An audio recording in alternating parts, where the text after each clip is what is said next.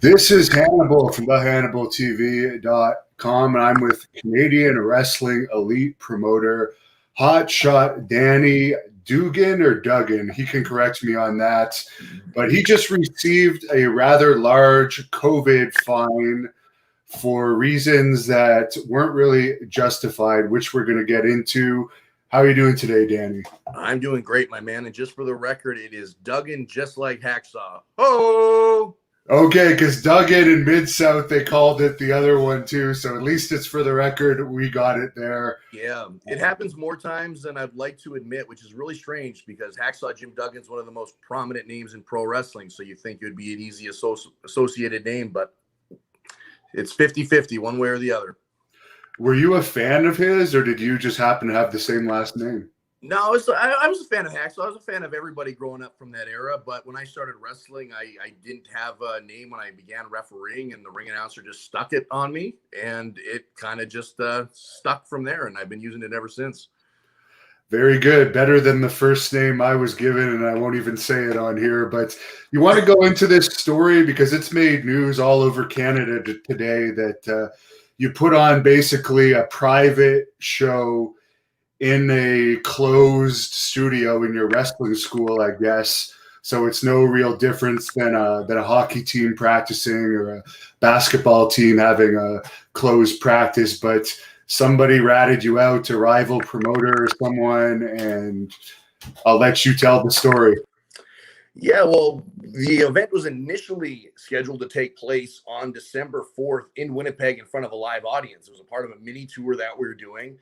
And then somewhere along the way, I believe about 2 weeks out, gathering restrictions were changed in Winnipeg where you couldn't gather in public over the amount of 5 people or 10 people or whatever the case was. So the show was officially canceled, but production for the event already had began, as we were going to be taping the show as a TV pilot as we were in the process of getting weekly television back here in the central Canadian region. So we still wanted to go ahead and do that, and we were trying to do everything above the law here and by the book, so to speak. This wasn't something that we were trying to hide or do underground or kayfabe. For those in the wrestling world, we're doing this all on the books based on the Manitoba Public Health Act that was released and revised around that time that they banned public gatherings. There was a lot of film productions and things of that nature that were currently in production in the city of Winnipeg and across Manitoba at that time. So a part of that updated mandate was anything that was filming that began production before November 12th was exempt from the new orders and can continue and conclude their production. We had began production in terms of many different facets of the production on October 28th.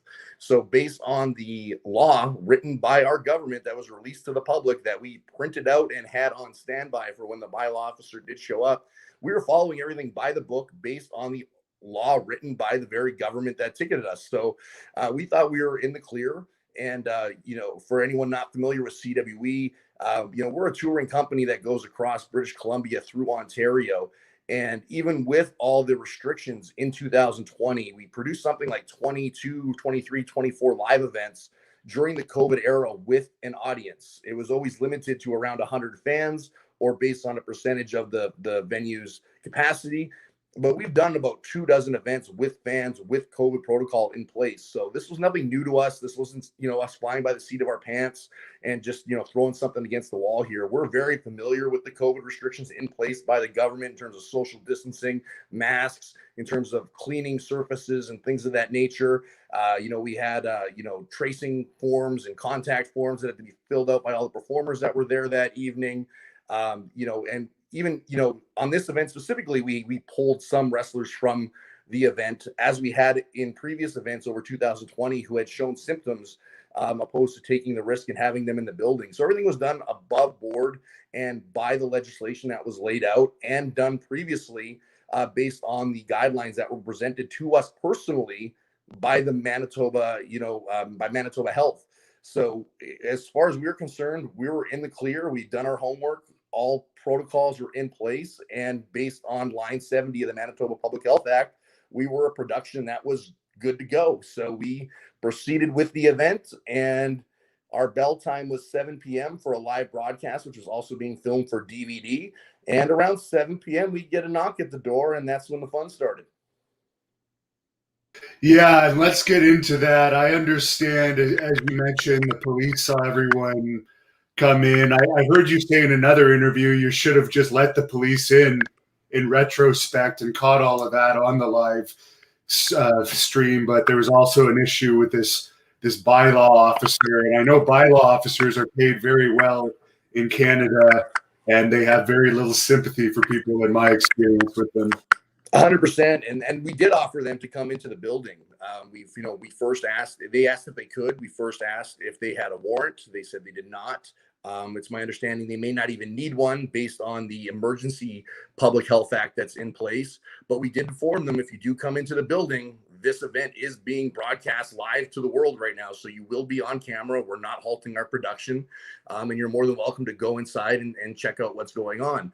Once they heard camera was on and they would be on it, they declined going into the facility and pursuing any further investigation.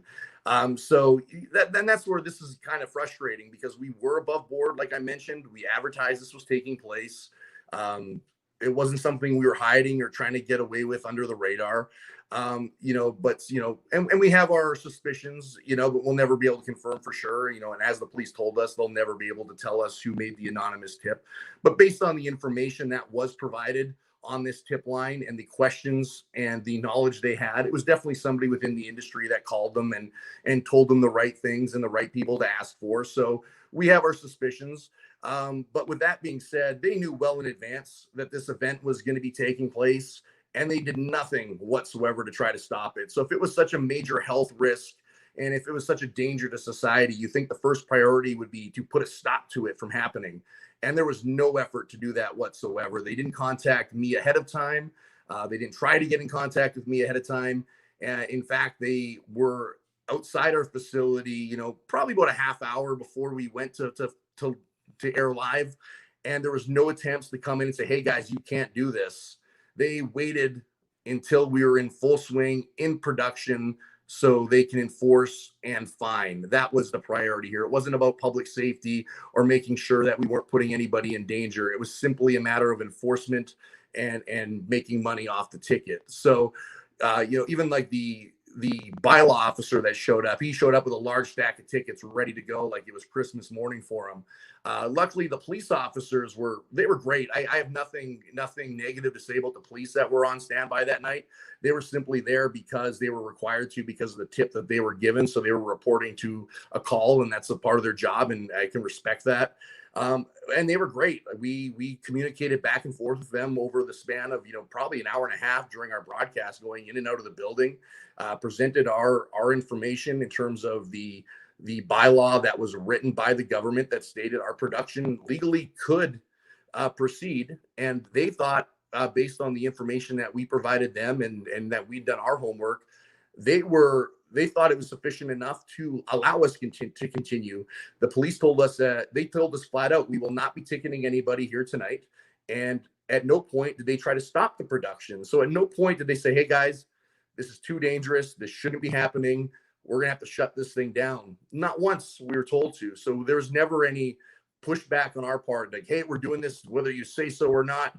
We followed protocol. We cooperated with the authorities, and the police thought we were in line with what we were doing and that it was reasonable to do. The bylaw officer did not.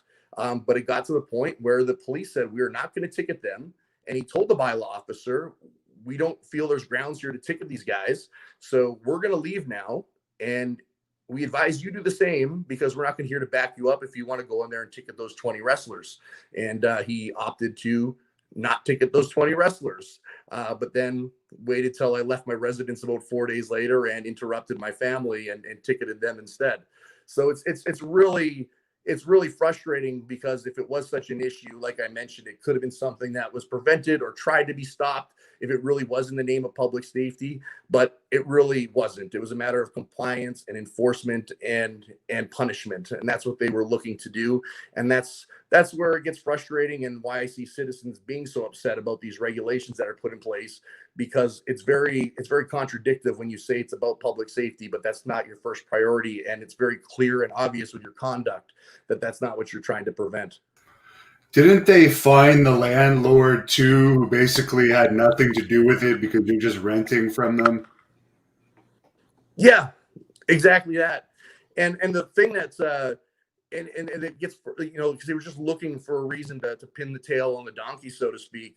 Like, even when we explained to the bylaw officer, here is the printout on the government website that says productions that began before this date are exempt. We highlighted it, we had it ready because we had our suspicion something like this may happen. So we wanted to make sure we had done our homework. Then the bylaw officer said, well, do you have a permit to film?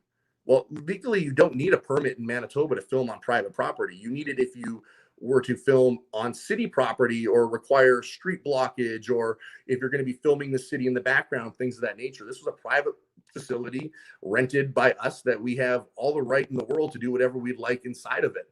That'd be like a gym owner, filming a video in his gym to promote a certain lift to put on YouTube, and then telling him he needs a film permit to do it. That's completely absurd, and you don't.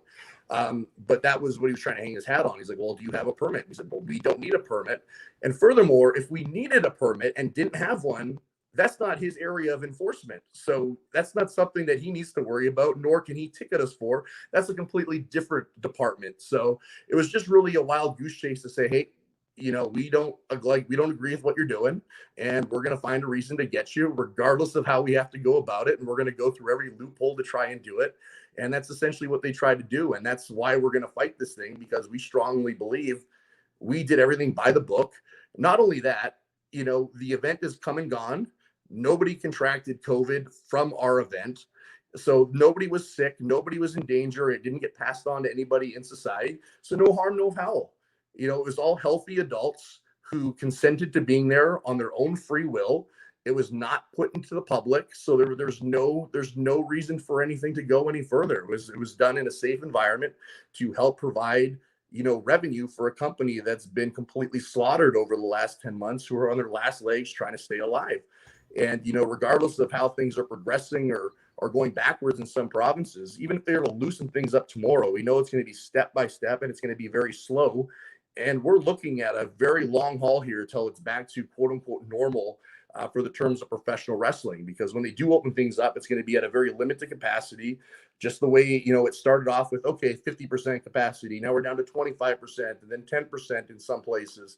It's going to be that same pyramid going up, to allowing crowds again. It's not going to be like, okay, we've battled this COVID, it's over and done with. It's wide open. It's going to be, you're allowed 10% in the building, you're allowed 25%, and all those periods are going to be over months, before they adjust them again. So the wrestling industry is looking at a very long haul here, to being able to generate any kind of revenue that's sustainable for a business to operate at the level we were prior to the shutdown. And just for the film permit thing, I've put on over 150 events, and there's only one city that ever made me get a film permit to record a professional wrestling event. But you mentioned the regulations in Manitoba. In Ontario, since the beginning of the lockdown, here since about March, they haven't allowed any events at all. Where I know some of the places you promote, such as Alberta and Ontario, have allowed them. Could you talk a little bit about what it's been like in some of the provinces and which ones have been the most open up to this point? Since this all started, the only provinces we've been able to operate in are Manitoba and Alberta. So since March, we've been running almost monthly in those provinces up until November, when they finally put a lockdown on both of those from happening. So we were really, really blessed to be able to run most of the year here. But it wasn't without trouble. Like, when we talk about these bylaw officers and health inspectors, this story is just the tip of the iceberg. When it comes to Manitoba, every single time we ran an event, we had to deal with a new health inspector in a new region or new neighborhood that we had to put up a fight with each and every time to run our event. Because once again, they would release their bylaw information. We would make sure that we qualified to be able to operate, and we would go ahead and do so, and promote an event. And then, literally days out, with very little time, they would attempt to shut us down, and they would cite reasons that were contradictive to their own bylaw and their own legalities that they were putting out.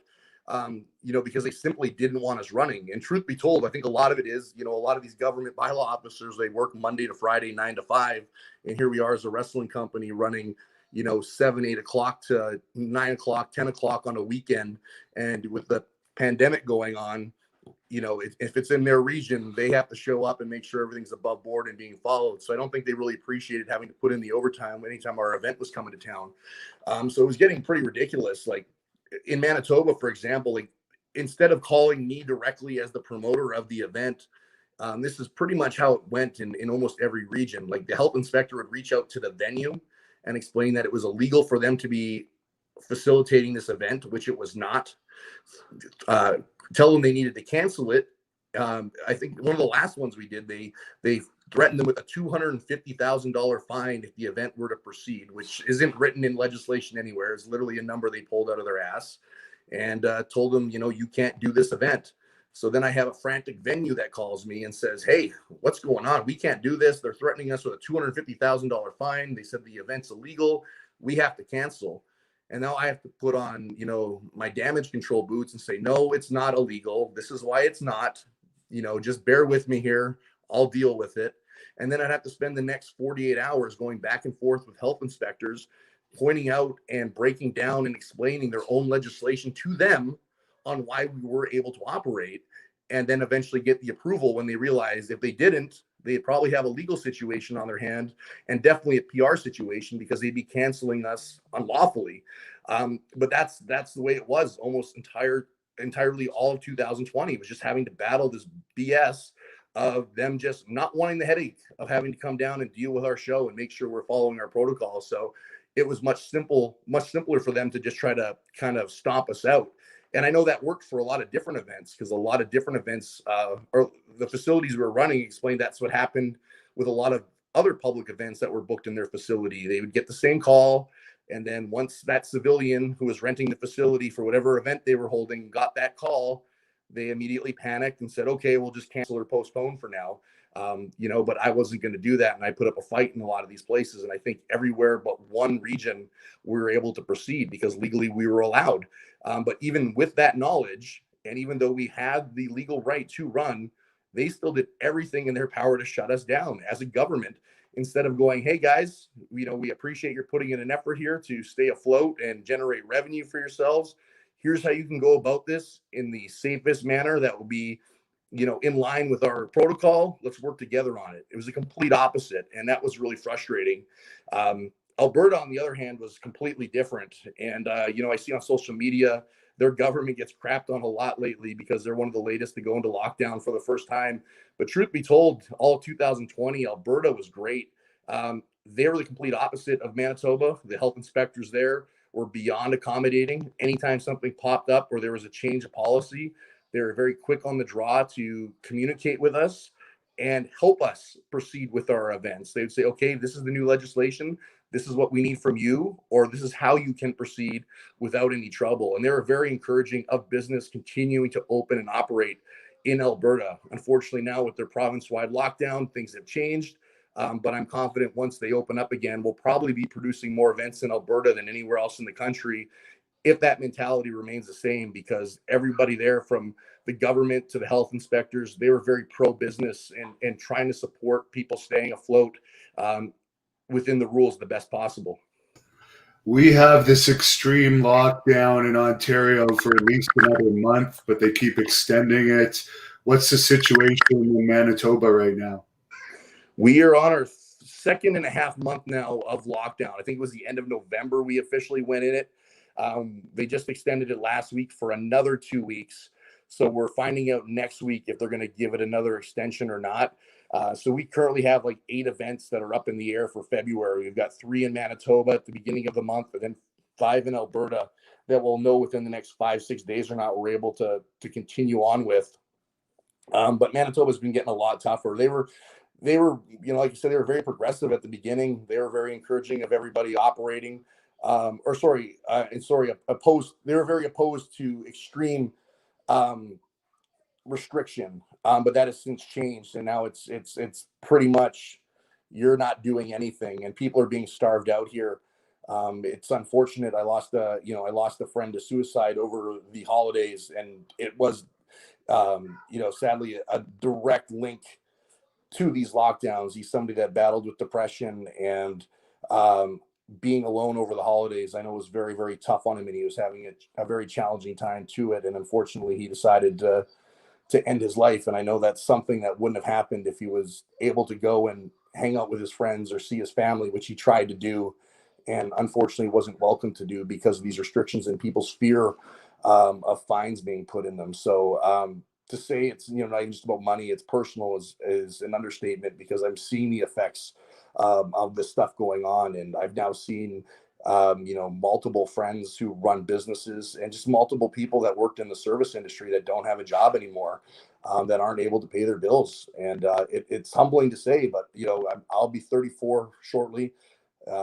Last week was the first time in my adult life I was unable to flat up pay my rent, and that's because it's been 10 months of my income being completely destroyed with not enough assistance to cover it up on the back end. And I did the math, or I had a friend do the math for me. He was a little more on point with it, and it was something we compared the numbers, and my income is down 87% from the year before. So you can imagine what a lifestyle change that is. Especially when you have a family. I've got a 2-year-old daughter now, and just not having the ability, especially as a healthy, willing adult, to go and work in my field and earn an income and provide for my family, and being told I'm not able to do so, and then be put in a position where you're unable to make ends meet because of those restrictions is beyond frustrating. And that's kind of where we're at now, where people are just being starved out. I'm not sure if it's picking up any national traction or not, but when they extended the lockdowns again in Manitoba last week, there's some businesses that just said the hell with it and they opened up. So like there's a tattoo parlor that opened up on Monday against restrictions, and they've been stopping by and they've been giving him a $1,300 fine every single day he opens. And he stated very clearly, like, he's only opening because he has no choice. He's just like myself, has blown through all his personal savings from 10 months of being starved out. He's not getting enough government assistance, and he's got a family, I think, of 4 or 5 kids that he has to feed. And he's really at that point where he has no choice, because he has no other option. He has to either open up now and try to take in as much business as he can. And luckily, people are supporting it and going and supporting his business, and deal with the fines later in hopes that he can continue to feed his family, or stay closed and wonder where his next meal's coming from. So that's kind of where we're at in Manitoba. And he's just, he's a story like myself, and a story like, thousands of others that are just being put in a position where we're being forced into poverty. We're being forced into bankruptcy. And it's a frightening thing, to be a full grown adult and just see your entire life change over something you have no control of.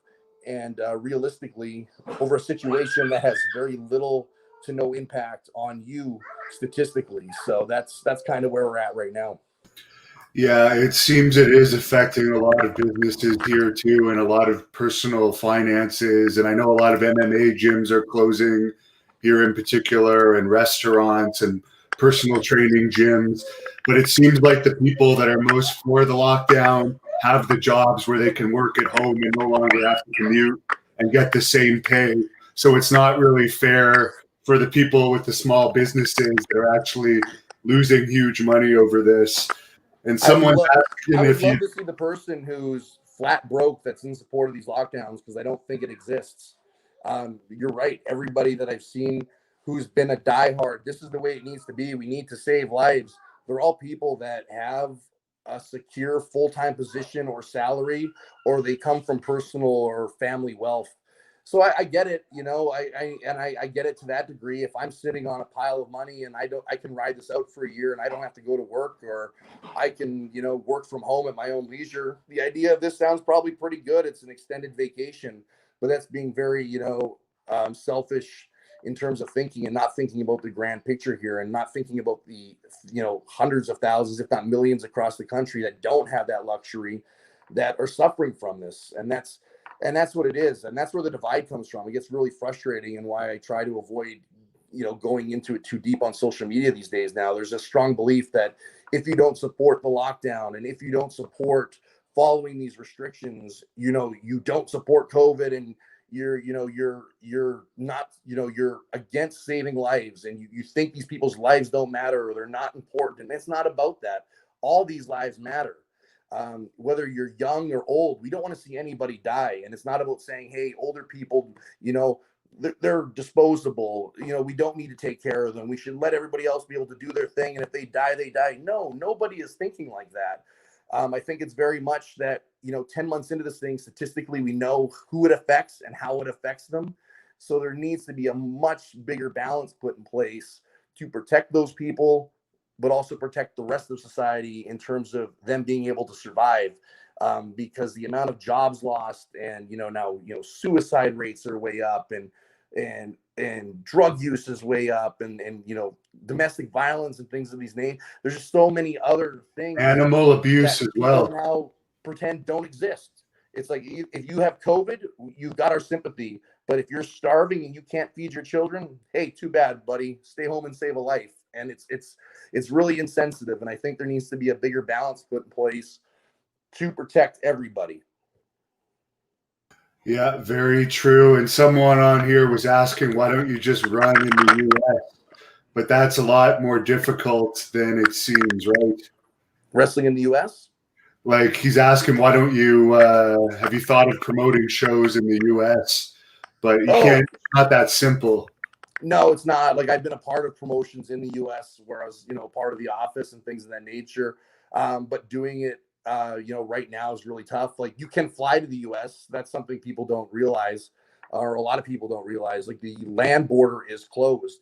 And that's another thing that's really frustrating is, I would say the majority of my wrestling was in the United States before this lockdown.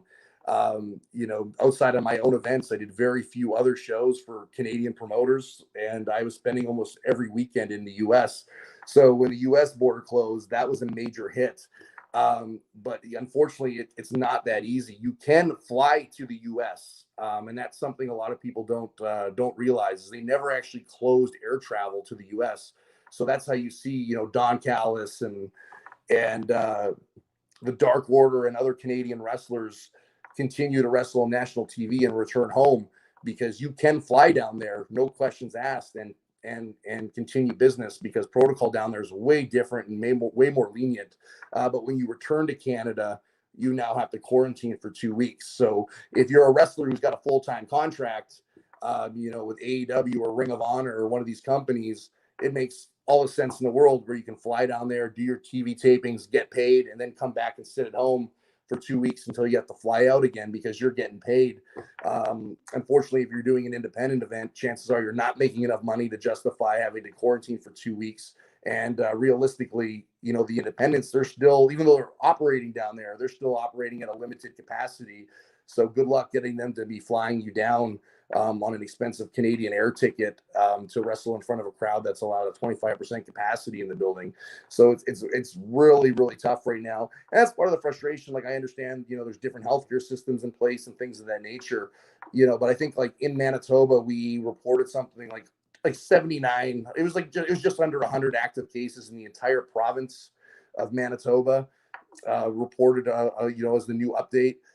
Florida, for example, has something like 25,000 new cases a day as a state, and AEW runs in front of 1,000 people in a football stadium. And there's other states that are running, football games in front of 20,000 people because they've got a 100,000 seat stadium. So there's wrestling in nearly all 50 states right now, to some capacity. There may be a few exceptions that don't. But being so tuned into that scene, and having so many friends that I used to, wrestle with frequently there, or that would come up here to Canada, they're all still wrestling pretty regularly and able to provide for themselves to some degree. And they're in a country where their caseload is way higher than ours. And in theory, it's a more dangerous problem than it is up here. And we're just completely neglected from being able to do it. And you think, people be like, oh, well, they're putting lives at risk. They're doing this, they're doing that. But it's been 10 months of them wrestling, each and every week in these different states, and there's not a trail of dead bodies accounted for because of these wrestling events. So something doesn't add up somewhere where they can do it down there and it be completely safe and not have the ramifications we're told it's going to have up here, and for us to be completely shut down and be able to not operate in any capacity. Yeah, I just attended an event in Texas last month that had about 450 fans, and things are pretty normal there. And I don't see the hospitals being overcrowded or anything like they say is going to happen here. And the numbers are so low compared to there. Yeah, it's insanity, and that's the big thing here. Is that's the big scare tactic, is we don't want to overwhelm our healthcare system. But if you look province to province, for the most part, like, we're still operating at like a fraction of capacity at a time where our COVID numbers are reportedly the highest they are every day. We're reporting new record cases this day, and then we break it the next day. But yet our ICUs, for the most part, I'm sure there's a few exceptions that, maybe have some bigger numbers in it, but it appears across the board. And I try to keep an eye on it the best I can, because you're on lockdown, you don't have much else to do. These ICUs aren't as busy as they're being made out to be, and a lot of them are operating at a less capacity than they were prior to COVID, because people are choosing not to go to the hospital unless it's life or death. So I had that happen early in this, back in the spring, where I had to go to the hospital for a simple procedure that I could have saw my family doctor for. I had to get some fluid drained out of an infection, and that was something my family doctor could have done. But with this COVID just hitting everyone under a panic and locking things down, the clinic was closed, and I was told I'm going to have to go to the ER to get it done, if I'm going to get it done at all. So here I'm thinking, oh God, I got to go in and just get some fluid removed. I'm sure, just like yourself, like, I've been to the ER countless times over my career, so I know what that's all about. And here I'm thinking, going, okay, for something so minimal, I'm going to be in this ER for 2 days before I get seen by somebody, because every time somebody walks through that door, they're going to get bumped ahead of me as a priority because my problem is so minimal. I had never been in a hospital and out of a hospital so fast in my life. I came in, I signed in, they sent me right into a doctor, they took care of me, and they got me out. And it was a near ghost town in there. And they told me, because I questioned it, I said, we're in this middle of this pandemic. Why is the hospital so quiet? And they explained to me, prior to COVID, especially with it being free healthcare in Canada, if somebody had any hint of a problem, they were going to the hospital and they were using those services because it was at no cost to them, and it doesn't hurt to go get looked at. Now, with this panic of COVID being in the hospitals, and people fearing catching it, being out and around sick people aren't going to the hospitals in droves anymore for small issues they could probably just rest at home for. So as a result, the hospitals in a lot of places are a lot less busy than they are under normal conditions, because people are staying away from them because they're trying to avoid COVID. So a lot of these hospitals are really quiet.